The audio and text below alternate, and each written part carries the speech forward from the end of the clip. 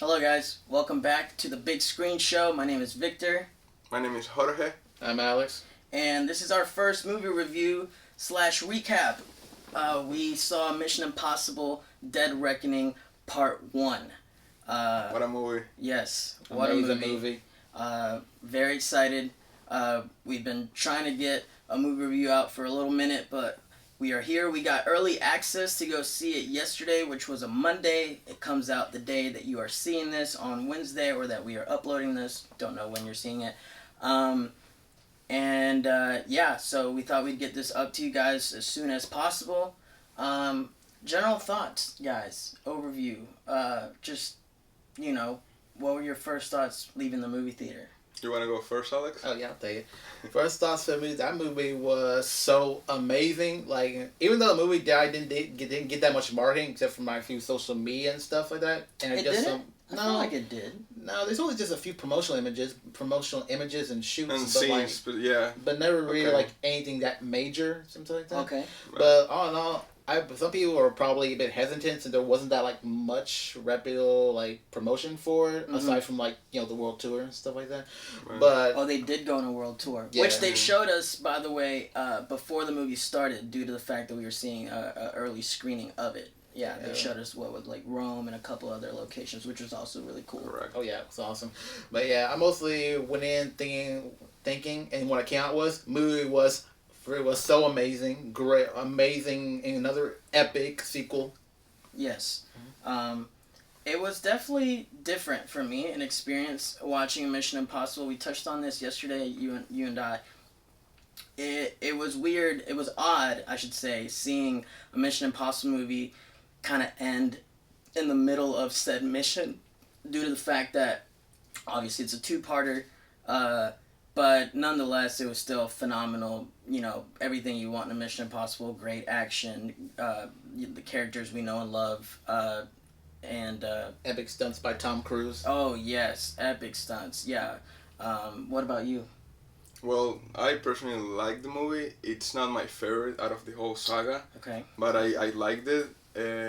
I'll say it's, as Victor said, because like it's part one and part two. The story felt that at the end, it's not completed. So I don't know if that has to do with the fact of how I feel about the movie. Right. But I think it was a great movie overall. Great like scenes, action scenes, stunts from Tom Cruise, fantastic. And in general, I think it was a solid movie. Very entertaining to go see with the family, and yeah. Right. So let's give our rating. So I'll start. I rated it a 9 out of 10. That's what I would give it. I personally believe it's a 9 out of 10. Probably due to just that little bit of missing oomph that I was wanting. Probably again due to the fact that it ends, and I'm not mad at the ending, I should say. I know I'm harping on this a lot, but I'm really not mad at it. I understand it. I was prepared for it, right? Because it's a part one out of two parts. So, like, there's nothing negative about that. I just think because of that, the impact it has once you reach the end isn't as big as it would if it was the completed story, which, by the way, I think will actually benefit it once we actually see part two, and I see it totally being a 10 out of 10. Correct. Because it'll be this big giant finale. I can't wait for that. But for me, I gave it a 9 out of 10. Cinematography was great. The stunts were some of the best in the franchise. And I really loved their new visuals that they added with their spy gear and stuff like that. I thought it was fantastic. We saw it in Dolby. I thought the sound design was amazing, and the action also was really really good. Some of the fight scenes and Tom riding a horse and all these different vehicles I thought was great. Some of these chase scenes as well. Not to mention the big train scene was super That was a crazy super intense, super Yeah. amazing scene. So that's my rating for it. What about you guys?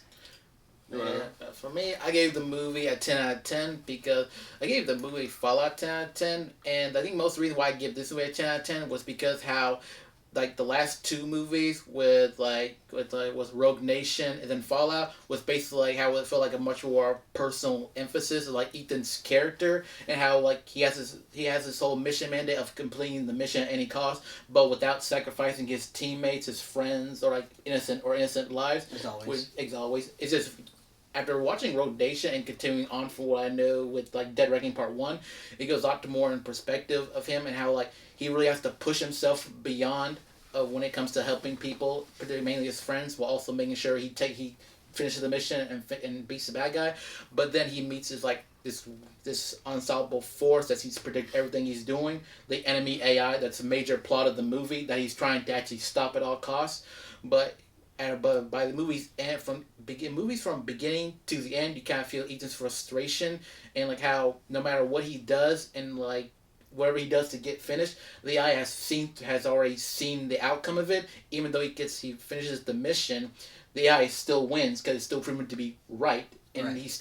He's close, but not as close as he normally would be, as he is in other films, like when it reaches like its climax. Because when he in the past films, once he gets that objective and he gets around to like main villain task and stuff like that, when it gets to the third act, he's ready to complete it at all times, and that's how it mainly goes. Since that's what we're so used to.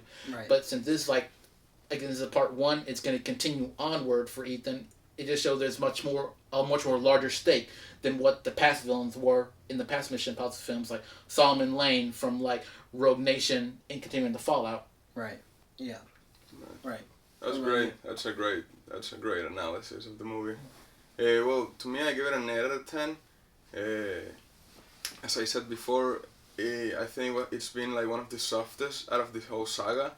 It was still great, but I felt the pace of the movie was a little bit odd, like a little bit slow at times. Like they took a lot of like times in like slow scenes, close-up scenes, and conversational scenes, where I felt that it wasn't as necessary to take that long for certain scenes. It definitely took its time. Yeah, like it was 2 hours and 50 minutes, almost 50 minutes. So I think it's definitely been one of the longest ones. It is definitely the longest one. Yeah. Okay, so I did feel the time was a little bit of an issue to me, but honestly, like overall, I feel like I give it an 8 out of 10 because I felt that the stakes in this movie, even though the issue to resolve for the AI and the chasing and not letting the AI fall in the wrong hands, it's like big enough of a stake.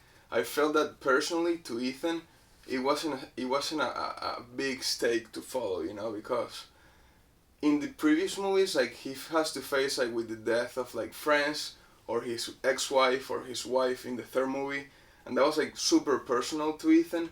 Whereas in this one, it's more like a reflection of like his past that he's trying to correct in the present.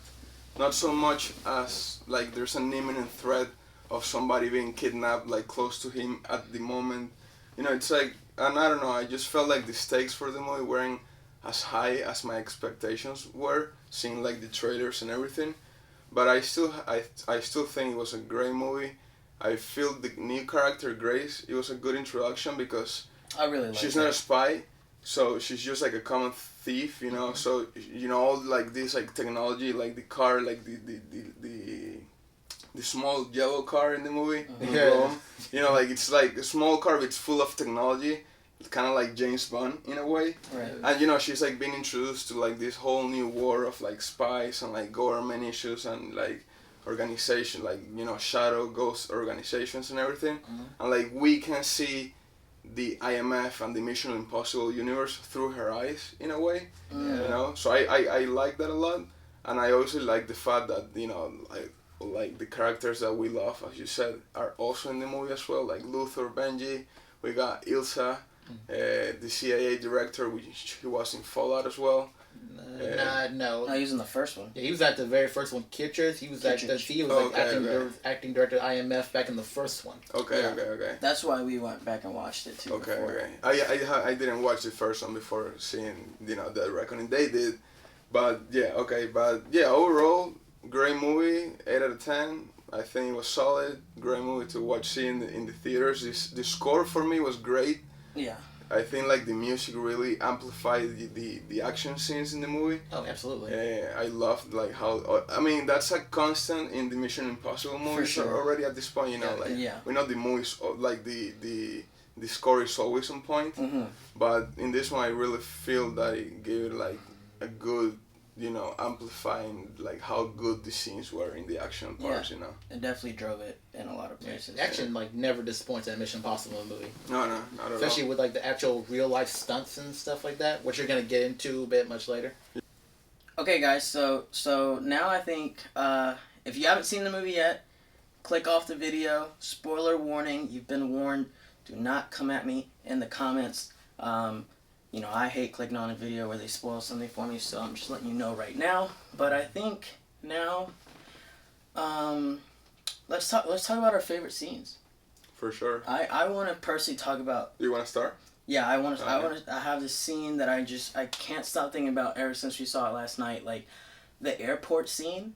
The airport scene. The airport scene was by far like my favorite scene in the movie.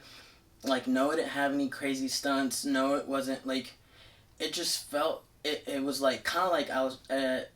We went back. So before we saw the movie, I saw Fallout, and I was telling y'all about how in the end of Fallout they do a lot of great storytelling with quick cuts of where everybody is at, and it was giving a similar vibe to that in that airport scene. Like, it's Tom here, then it's like Luther, and then it's like Benji with the bags and underneath the airport where all the bags are at, and I just thought it was like so great. We thought the stakes were high because there was supposedly a nuclear bomb, which we then find out that it wasn't a nuclear bomb at all. But prior to finding out that crisis was averted, it felt so intense, you know what I'm saying?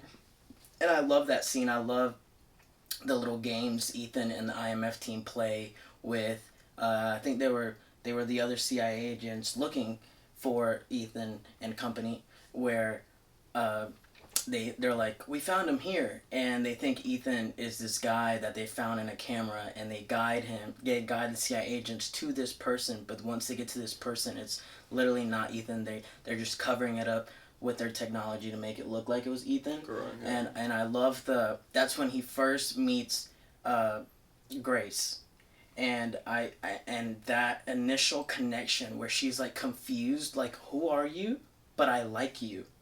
You know? It was kind of given that kind of energy. Yeah, playful, mischievous type. Yes, and I just love that. Like, I thought it was so great. He was like, you know, like kind of controlling her in a way, but like she was like down for it. You know what I'm saying? Like telling her like, you're gonna do this, this, and this, and she's like, this guy's telling me to do this, this, and this. This is like not what I'm used to. Cause she literally told him like, I always work alone, but she was like down for it. You know, like I don't know. There was such a good chemistry between them in that scene. I loved it so much.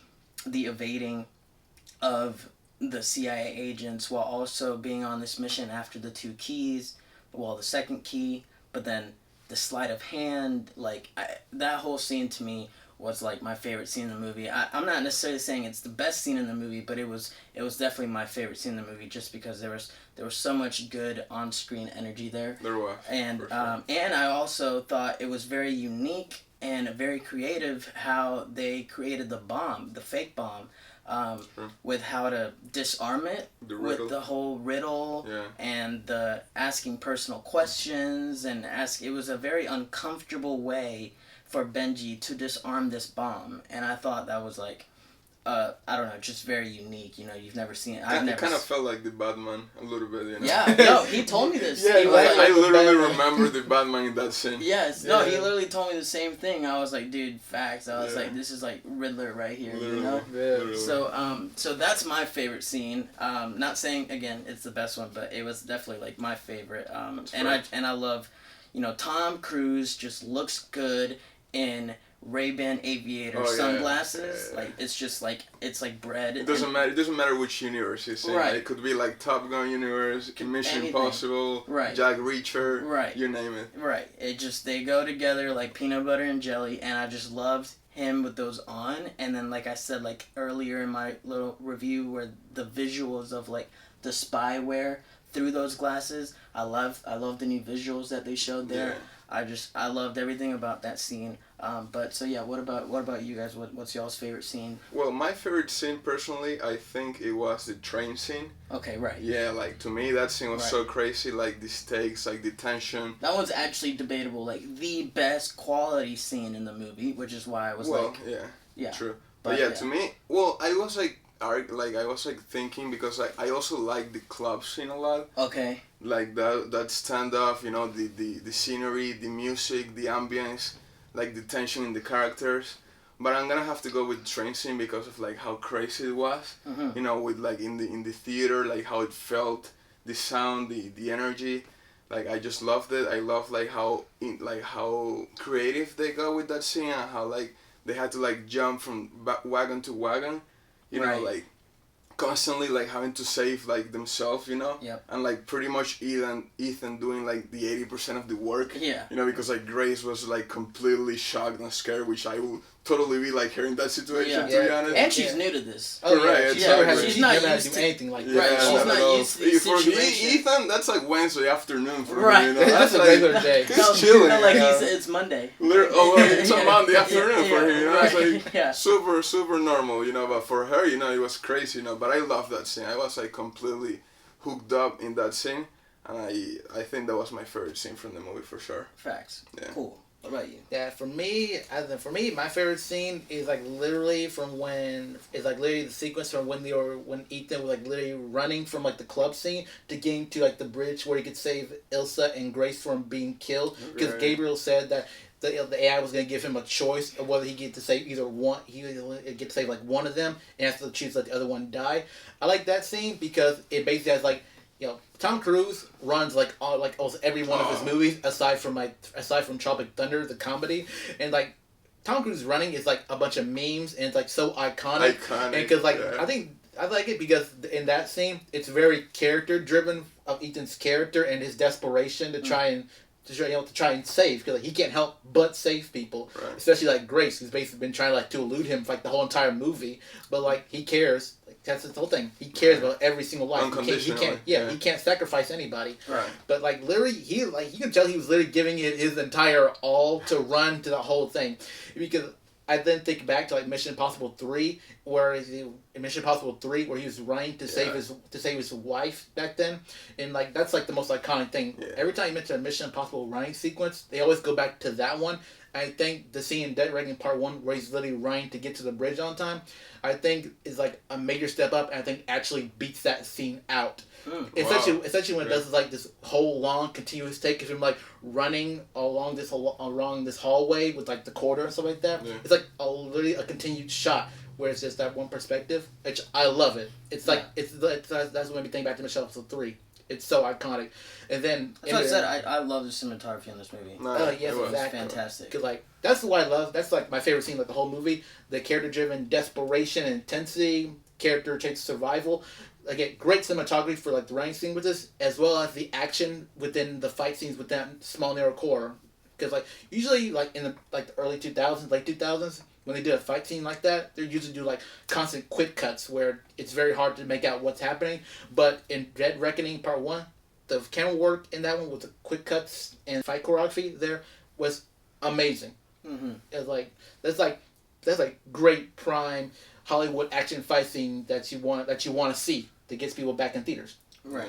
And I think they just did that whole entire scene perfectly. Perfect. Yeah, I agree. Cool. I agree.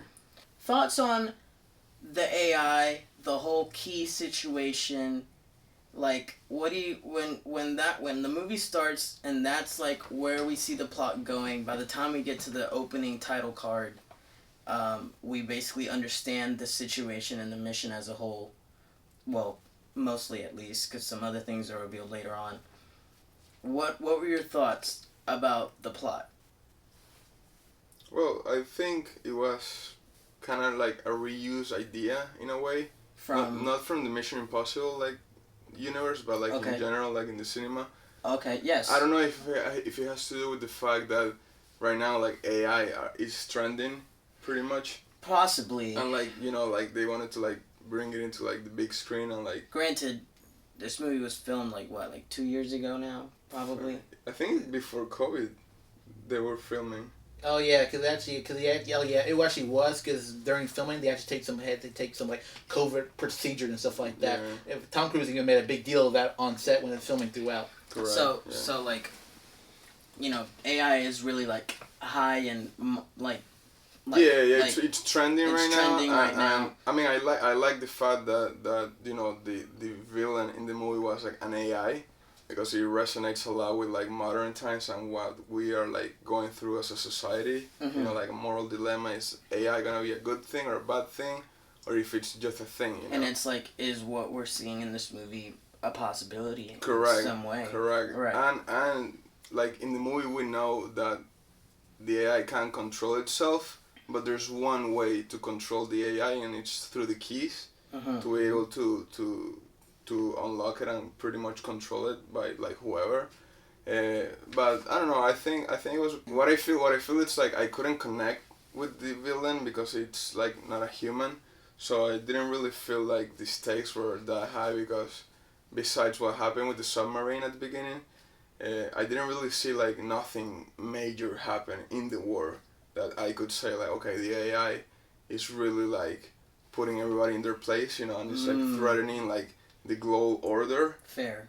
Which I don't know if that might go into like the second part, like the Reckoning Part 2. Could be. You Should know? be. I'll say that. I would expect them to like show like the The- potential and the like how crazy the AI threat it is. You Yeah. know? Mm-hmm. But overall, I think Gabriel was a weak villain and a weak character.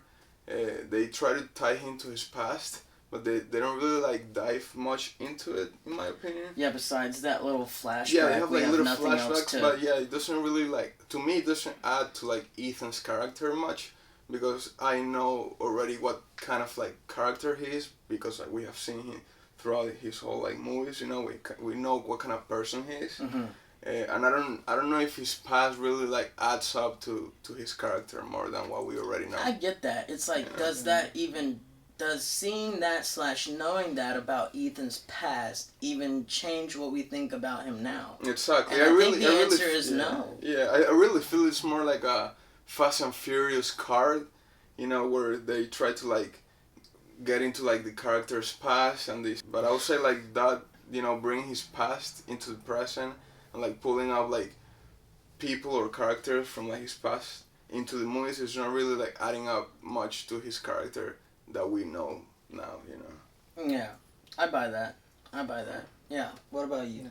Yeah, I can actually see where Jorge's going with that one, but that's also why I think hopefully happens more when Dead Reckoning Part 2 happens, where it actually feels more impactful with Gabriel and Ethan's past, where actually you can kind of feel the distinct indifference of Ethan how he was before the IMF compared to how he is now. Because I feel I'm definitely hoping they come to a point where it actually like clicks. Exactly. Yeah, because again, the only type of symptoms that we really have with Ethan's passing is basically from the from the character of Grace, since like it's basically, like I said, it's felt more like a reflection of Ethan's past as it was. Correct. Which again isn't really explicitly stated, but again only done in flashbacks where Ethan and Gabriel are connected.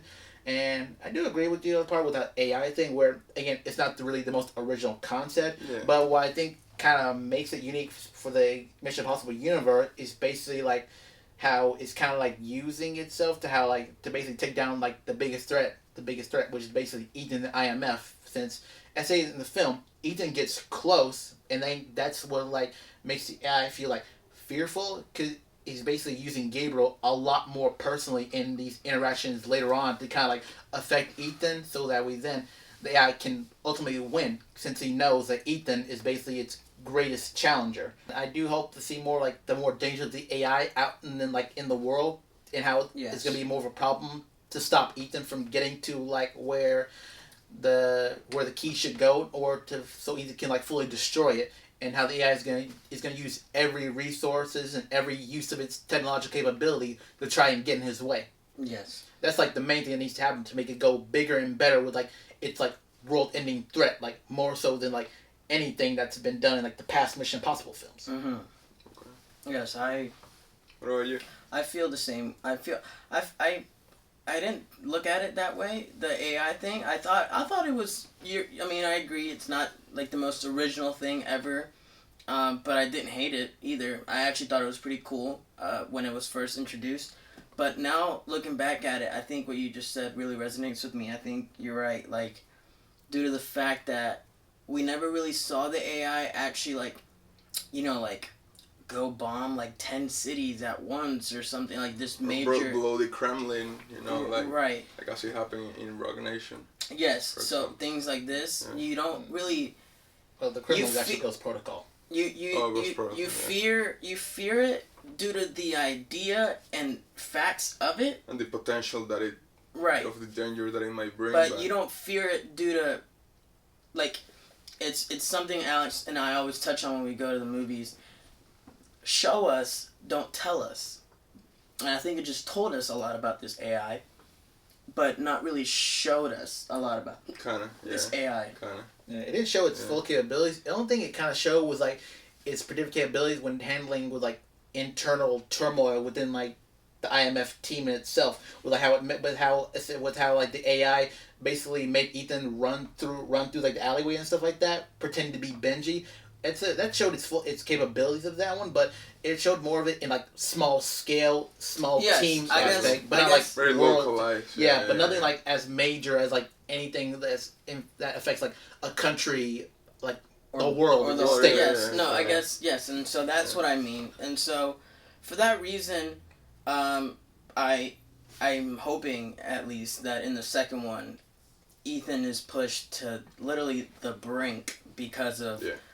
You know how much it hurts him as a person when the world basically is going through trouble / like trauma caused by like the major threat in certain movies. So like the villains or cities getting bombed or high powered people getting killed or things like this. Like he hates that. Biochemical weapons. Evil organizations. Any of this. So I'm hoping he really gets pushed to the brink because the AI is choosing to cause these types of like dangers to the world, to cities, to societies. I don't know, I'm spitballing here because I think that will really elevate the villain, right? But other than that, I that's what I hope it will go. I'm being patient with it because I know it's a part 1. So, like, I know it's, like, setting it up. I feel like they did have some room to play with what we were talking about right now a little bit in this movie. But I guess they decided to focus more on Gabriel in the sense as far as, like, immediate physical touch. It was like the physical representation of, like, the villain, which in this case was the AI. Yeah, I wouldn't buy, like... Gabriel's like a proxy to the AI. Right.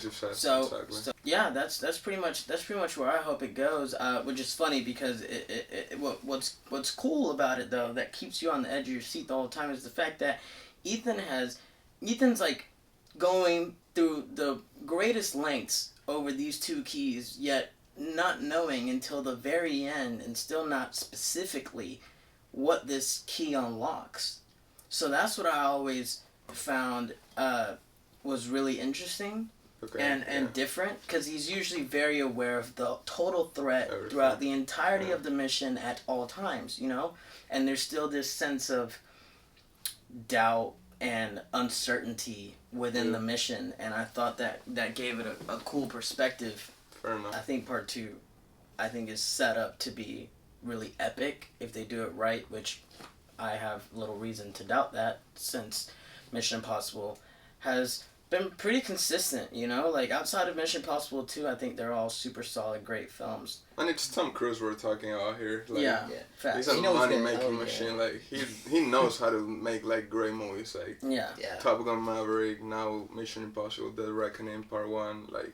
Right. Just like he knows how to keep people back in those movie seats and knows how to go bigger and better with every type of installment. Oh, really quickly, I'll just say the stunt that he pulled going off of on a bike on the cliff where then he parachuted, which he actually really did that was crazy.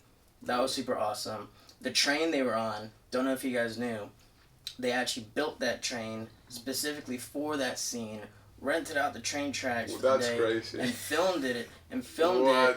to where they actually only had one shot because they only built one train at the Oh like my going Man, God. that's into even the- more into the amazing. clip. I love how Bishop Mouth like keeps things like to like keep things as best practically as known, because like when things are practical, it just feels more real. Yeah, like you really feel yeah. like really No, locked yeah, into yeah. that action stuff like that. Exactly. Yes. And again, also when during the whole like vehicle chase scene and stuff like that, with like Ethan and Grace in that little yellow car, Yeah. like Tom Cruise actually drove that car, actually handcuffed Haley Atwell. Yeah. He actually learned to drive while being handcuffed her. That was amazing. It Yes. was amazing.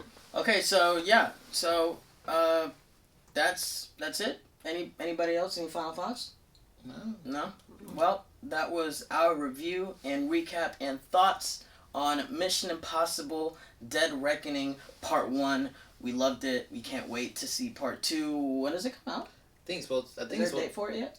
I don't know, but I think it's supposed to be- 2025? Yeah, I think it's like 2 years from now. 2 Yeah, I years? think 2 so, years. yeah. 2 years. That'll go by quick.